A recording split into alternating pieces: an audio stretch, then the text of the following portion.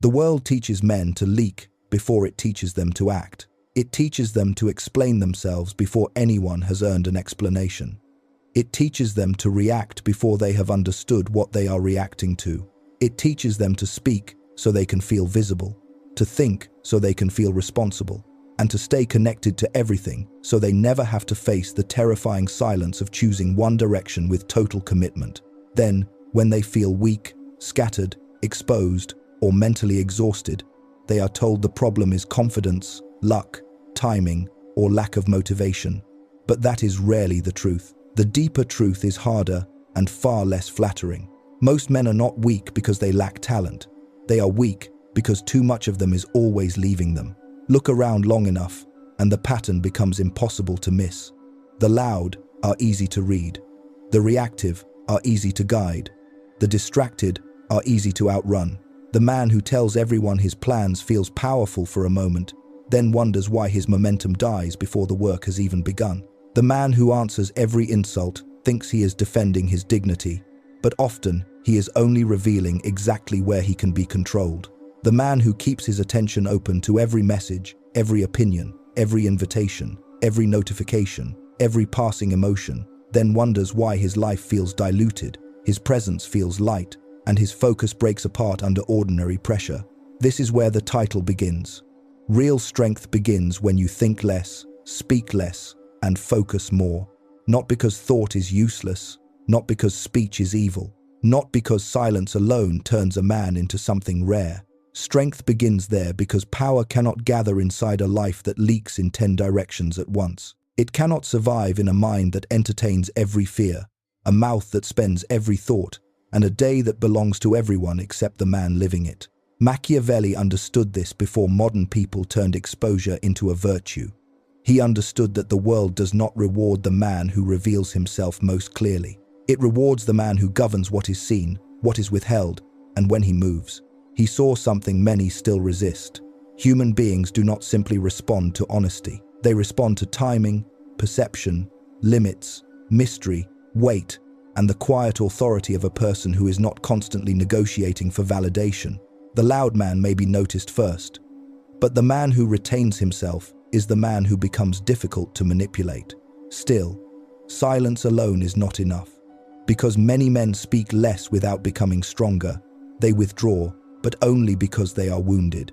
They stay quiet, but only because they fear being misunderstood. They focus, but only because obsession gives them somewhere to hide. That is why this story cannot stop at style. It has to go deeper than appearance, deeper than posture, deeper than the performance of calm. True power is not built by looking unreadable. It is built by becoming internally governed enough that your silence, your speech, your action, and your restraint all come from the same center. They think too much because they do not trust decision. They speak too much because silence makes them anxious. They scatter their attention because choosing one direction means killing 10 fantasies. They stay accessible because constant availability lets them feel needed, even when it destroys their gravity. They call this openness, depth, honesty, connection, and ambition. But often it is leakage wearing respectable language. What they call careful thought is frequently reluctance repeating itself in better words.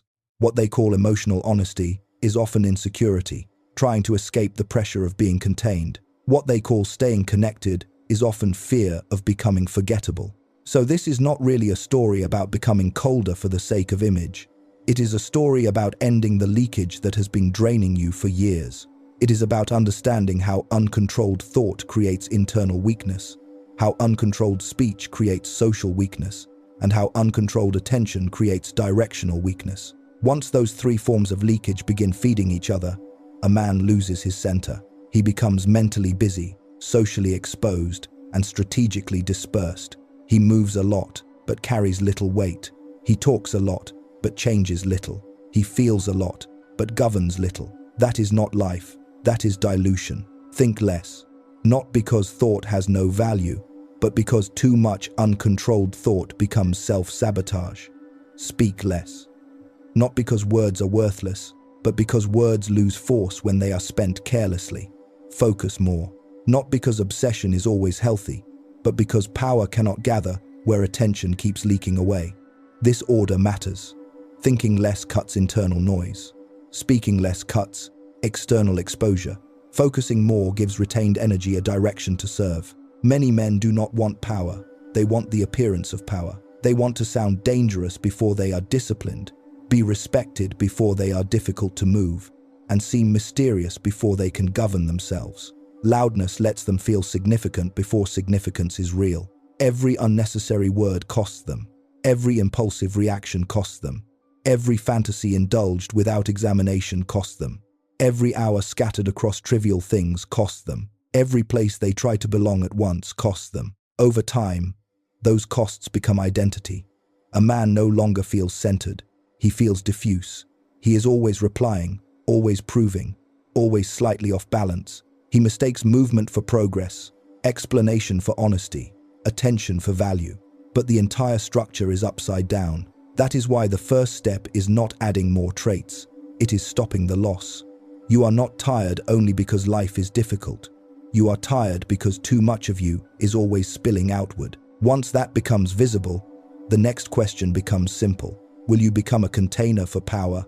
Contained men become heavier over time. Power does not disappear in one dramatic moment. It leaves in daily leaks so small that most men never notice the loss until the symptoms begin to define them. They feel tired before the day has even become difficult. They feel oddly exposed after conversations that seemed harmless. They feel the urge to explain themselves to people who were never going to understand them anyway. They feel restless when silence enters the room. They feel compelled to respond immediately to messages, provocations, doubts, and opportunities, as if delay itself were a kind of weakness. Somewhere beneath all of that, they feel something even harder to name. Their life does not feel broken in a theatrical way. It feels diluted. This is the recognition stage. Before a man can become harder to move, he has to see how often he moves for free. Before he can speak less, he has to notice how much of his speech is not communication but anxiety management. Before he can think less, he has to admit that a large portion of his thinking is not analysis, but avoidance. Before he can focus more, he has to confront how much of his day is not chosen but stolen. Look at what happens in ordinary situations. Someone misunderstands you, and the urge to explain rises immediately. Why? Because misunderstanding threatens the image you want to keep alive. Someone does not reply fast enough, and your mind begins producing interpretations. Why? Because silence creates uncertainty, and uncertainty exposes how little control you actually have. A task that matters appears, but so do comfort, distraction, and smaller pleasures. You drift. Why? Because focused effort is never just work, it is exposure. It removes excuses and forces you into contact with what you can actually build. That is where the first mechanism becomes clear. Thought and speech drain each other. Most men treat them as separate problems, but they are connected wholes in the same structure. A man who cannot govern thought will usually struggle to govern speech. And a man who speaks without discipline will often create the exact mental noise that later exhausts him. Start with the mind. Uncontrolled thought feels intelligent because it stays busy, but busyness is not clarity. A mind that entertains every thought soon loses the ability to distinguish signal from noise, giving equal weight to fear, evidence, memory, and fantasy until internal authority collapses. Machiavelli was dangerous not because he thought constantly, but because he observed selectively. He did not worship every mental impulse just because it appeared. He did not confuse inner activity with insight. When a thought arrived, the stronger part of him asked a harder question. What does this thought deserve? Attention, dismissal, delay, investigation, action? Without that filter, the mind becomes a crowded courtroom where every fear speaks at once. Now look at speech. Speech is often thought made public too early. That is why men regret their words, not only when they are cruel, but when they are premature. They talk before they understand themselves. They reveal before they have decided. They explain before they are asked. They defend before the attack has fully formed. They announce before anything real exists. In each case, the pattern is the same. Internal noise spills outward, and once it does, the man has less leverage than he had one moment earlier. This is where the first law of strength becomes ruthless. Do not treat expression as relief. That is hard because expression feels cleansing. Saying something out loud seems to reduce tension. Sharing a plan seems to make it real. Responding quickly seems to restore control.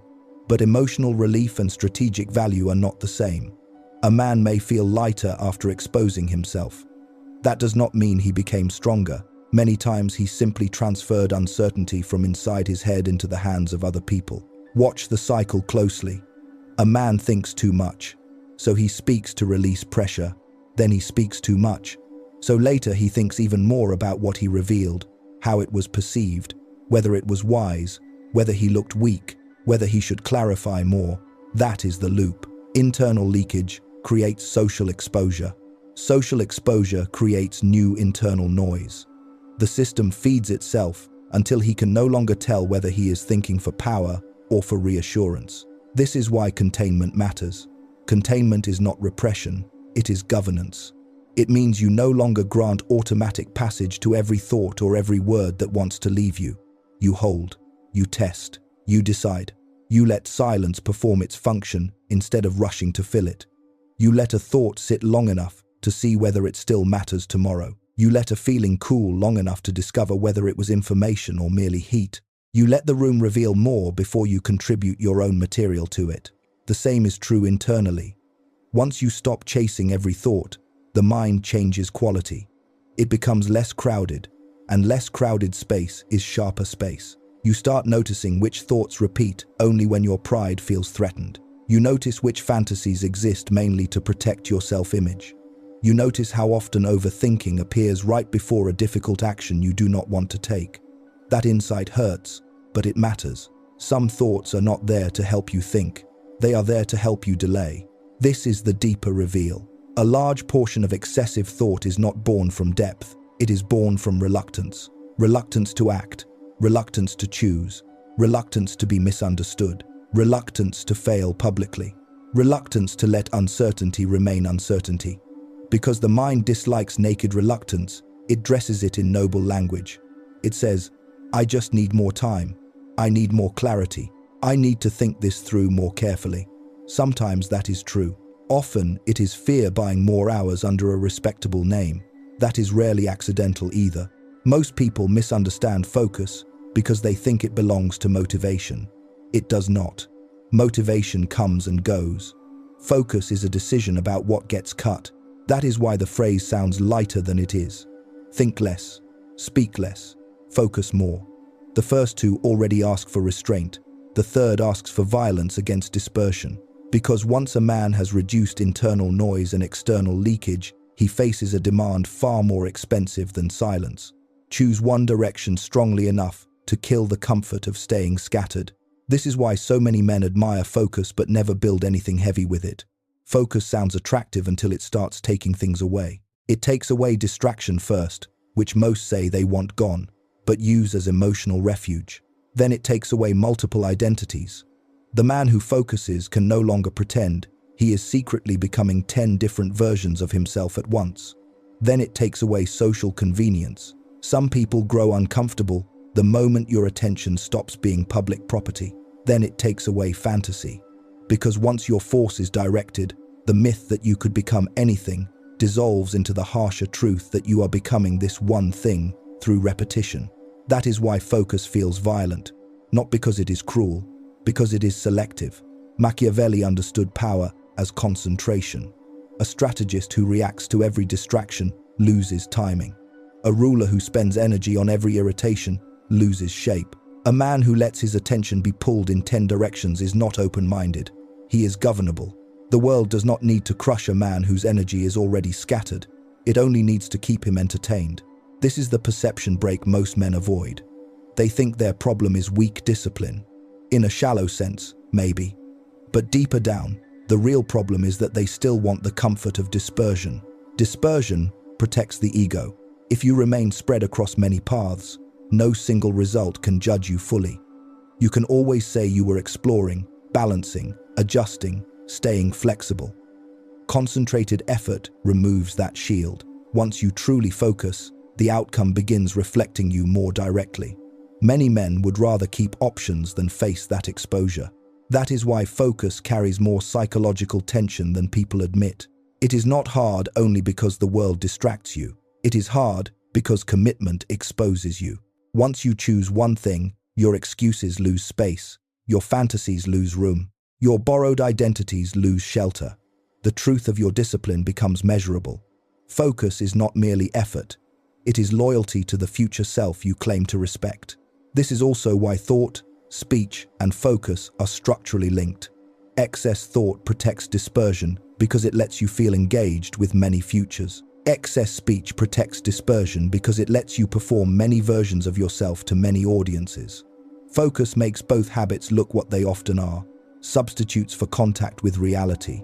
A man can drown in the emotional atmosphere of ambition without ever obeying the cold structure required to build anything. Notice how men behave before they become serious. They talk endlessly about what they will create. They consume material related to it. They imagine themselves inside it. They even suffer about it. But none of that is the same as concentrated movement. In fact, it often prevents it. A man can become deeply attached to the idea of his future while betraying it every day through scattered attention. That is why every yes to the irrelevant becomes a betrayal of something more important that could have been built. The world rarely presents distraction as obvious poison. It presents it as harmless pleasure, quick relief, social duty, low-cost attention, mild curiosity. But human beings lose years through dilution more often than through disaster. Men do not usually destroy themselves in one dramatic collapse. They consent to 10,000 small dispersions that never look serious enough to resist. So focus is not a gentle recommendation. It is a refusal. A refusal to let your attention become public property. A refusal to keep proving yourself socially while starving your actual work. A refusal to remain interesting in conversation but light in consequence. A refusal to stay reachable to everything while becoming unreachable to your own future. Distance is one of the first visible signs that a man has finally chosen himself over his leakage. He answers more slowly. He appears less often. He stops over-explaining. He stops donating himself to rooms that cannot carry his weight. To people still addicted to easy access, this feels like arrogance or coldness.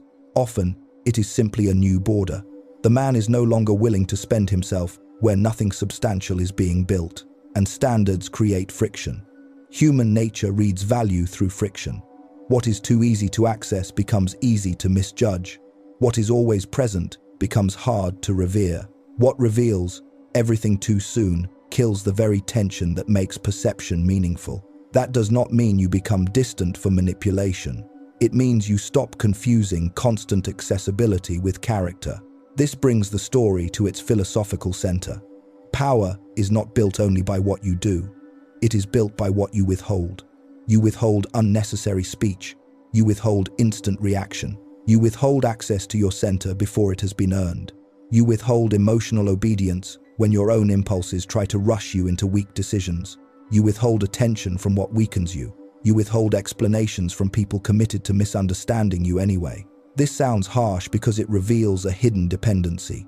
Many men speak too much because they want to be understood, think too much because they want certainty, and stay available because they want reassurance. Beneath all of it is dependence on being seen correctly and protected from misreading. So the next step has to go even deeper. It is not enough to withhold.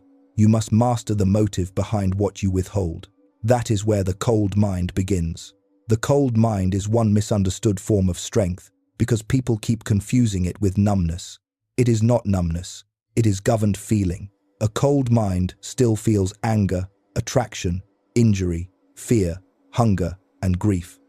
It simply refuses to let any of them become command without examination. That is the difference between defense and sovereignty.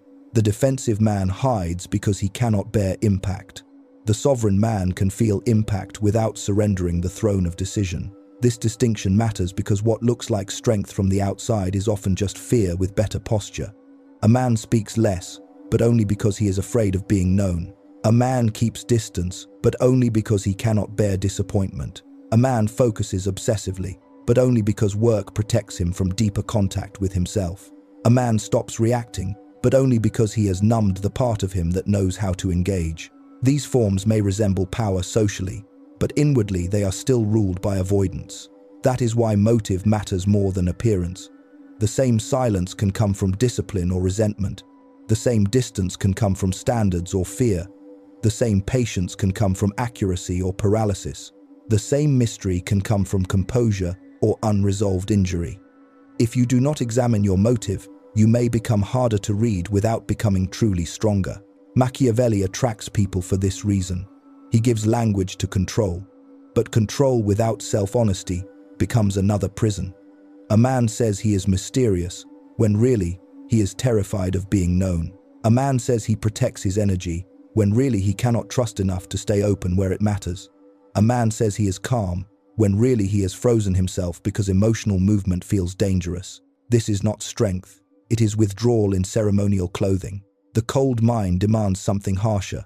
It asks whether you can feel without obeying. When anger arrives, can you study what it wants you to do before you let it move your body or your mouth? When fear arrives, can you ask whether it is protecting you or merely protecting your pride? When desire arrives, can you tell whether it comes from your own values or from a hunger planted in you by someone else's approval, beauty, or power? This is where inner sovereignty begins. Nothing rules automatically just because it entered loudly. The weak man lets every mood enter the throne room and sit in judgment. The stronger man turns emotion into counsel, not command. He does not deny what he feels. He questions what it is trying to do with him. That changes everything. Anger becomes information instead of impulse. Fear becomes a signal to examine instead of a reason to retreat. Pain becomes an education instead of a private collapse. Attraction becomes something to govern, not something to obey. This inner courtroom is what makes a man hard to manipulate. Most manipulation works through speed. It relies on provocation, flattery, urgency, fear, desire, guilt, or the instinct to explain. If your emotions can move your mouth before your judgment has spoken, the world owns a door into you. If your pride can be touched and your whole system reacts, the world owns a lever. The cold mind removes those shortcuts. It forces a delay between feeling and response. Inside that delay, power is born. The impatient man acts to relieve his emotion. The disciplined man acts when the moment yields advantage. The impatient man speaks because silence burns. The disciplined man waits because silence reveals. The impatient man moves to feel control. The disciplined man waits until control is real. This is the difference between theatrical strength and actual power. One needs witnesses, the other needs accuracy. That is why patience belongs beside the cold mind. Not the weak patience of helpless waiting, but the sharpened patience of a predator. Nature reveals this without apology. The lion does not chase every movement in the grass. He studies the herd. He waits. He watches which one strays, which one limps, which one has forgotten where danger lies. Then the stillness becomes motion once, and the motion matters. Most men cannot bear this rhythm. They itch, they twitch. They need to speak, move, defend, prove, correct, or declare. Stillness feels like weakness to them because their ego is used to performing control in public. But stillness is not weakness. Stillness is a loaded weapon in disciplined hands. The man who can wait without losing shape is the man who can strike without wasting energy. This law reaches beyond conflict. It applies to work, relationships, reputation, and ambition. Many opportunities are not lost because men were too slow. They are lost because men were too eager. They confessed before trust existed. They attacked before the target was isolated. They explained before the other person had revealed themselves. They moved before the structure beneath the move was ready. Then they called the damage bad luck. Patience corrects that. It teaches you to let people reveal themselves fully. It teaches you to let time expose what speech tries to hide. It teaches you to prepare quietly so that when the moment comes, you do not need noise, drama, or warning. You move once, and the movement carries the weight of long restraint. This is where power stops being social and becomes sovereign. You are no longer just controlling what others see. You are governing what gets to move you from within. You are no longer trying to appear disciplined. You are becoming difficult to rush, difficult to flatter, difficult to bait, difficult to break, because so little of you is left hanging out in the open without permission. Once a man reaches this state, the world often stops attacking him in the same way. Not because the world is kind, but because manipulators test the soft, hunt the desperate, and search for easier targets than a man who cannot be moved cheaply. That is why the final transformation is not invincibility. It is something better. Untouchability in the deeper sense. Not that nothing can hurt you, but that nothing can move you from the center of yourself without your permission. Quietly, the untouchable man is not born in one dramatic revelation. He is built in the quiet accumulation of 1,000 disciplined choices no one applauds. He becomes visible only after his old leakage has been sealed. He thinks less, so his mind is no longer a battlefield of noise, but a blade sharpened by selection. He speaks less, so his words recover weight. He focuses more, so scattered energy begins serving one direction with consequence. He governs emotion, learns distance, respects patience, and stops confusing discipline with performance. This is the real architecture of power, not loudness, not performance, not the shallow thrill of being noticed. Power is what remains after unnecessary exits have been closed. Look at what this changes. The man who once overthought every choice begins distinguishing between useful thought and private theater. He no longer treats every mental event as wisdom. The man who once over-explained begins understanding that not every room deserves access, and not every misunderstanding deserves correction. The man who once kept his attention open to everything begins seeing how expensive openness without borders really was. The man who once reacted in real time begins discovering the leverage hidden inside delay. The man who once needed external proof that he mattered begins building an inner center. The world can no longer confirm or deny for him.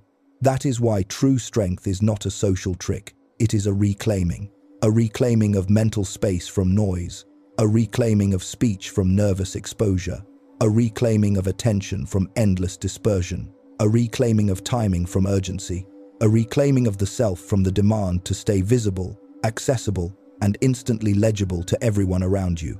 Most men never reach this because they are still trying to become powerful by adding more language, more personality, more visibility, more explanation, more opinions, more emotional display, more presence everywhere. But the deepest shift begins with less needless thought, less leakage through speech, less surrender of attention, less obedience to every internal storm, less dependence on being seen correctly. The man who learns that does not become empty. He becomes concentrated. Concentration changes perception long before it changes results. People begin to feel the difference before they can explain it. Your words land harder because there are fewer of them. Your absence changes because it is no longer desperate. Your presence changes because your attention has a center. Your work changes because it is no longer being fed with leftovers after the world has taken the best of you. Even your silence changes because it is filled with structure instead of confusion. And perhaps the hardest truth of all is this: once you see the structure clearly, your old habits become harder to excuse. You cannot keep calling overthinking intelligence when you see how often it serves reluctance. You cannot keep calling over-explaining honesty when you know how often it serves insecurity.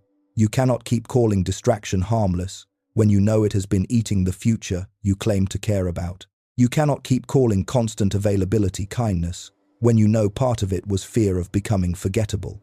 That is why this ending cannot be soft. Soft endings comfort the same habits they claim to challenge. This one has to leave a mark. Think less, because not every thought deserves authority. Speak less, because not every audience deserves access. Focus more, because power gathers only where energy stops leaking. Govern your emotions before they govern your timing. Withhold what has not been earned. Let silence do more of the work. Let time reveal more than your mouth ever could. Let distance expose which ties were built on respect and which survived only through your overextension. Let focus amputate the lives you keep pretending to live, so one real life can finally gather force. And understand what this is really asking of you. It is not asking you to become cruel. It is not asking you to become numb. It is not asking you to disappear into some performance of darkness. It is asking you to stop donating yourself to what does not deserve you. It is asking you to become a man whose mind is harder to crowd, whose mouth is harder to trigger, whose energy is harder to scatter, and whose center is harder to reach without permission. That is what the world reads as weight. Not because weight needs to announce itself, but because it reorganizes the room without asking. The strong man is not the man who never feels pressure. He is the man whose pressure no longer spills everywhere. He is not the man who says nothing. He is the man whose speech serves purpose instead of appetite. He is not the man who withdraws from life. He is the man who stops letting life enter him without order. So when the world grows loud again, and it will, remember what has already been built. When a thought arrives, decide what it deserves. When a room asks for more of you than it has earned, let silence answer. When distraction comes dressed as harmless pleasure, remember that every yes to the irrelevant is still a no to your future. When emotion surges, delay the throne. When the wrong people disappear as your standards rise, let them go. Some absences are not losses. They are evidence that your value was being consumed rather than respected. And when you look around one day and realize the same world that once exhausted you is now stepping differently around you, do not misunderstand what happened. Life did not suddenly become fair. People did not suddenly become pure. You simply stopped leaking enough for the wrong things to rule you. The deepest shift is this. He no longer confuses being available with being valuable. He understands that easy access lowers gravity, constant reaction lowers authority, and a protected center is not selfishness, but the price of building anything durable in life. That is where real power begins, in the closing of unnecessary exits, in the discipline of retained energy, in the man who no longer belongs to everything around him, and finally, fully belongs to himself.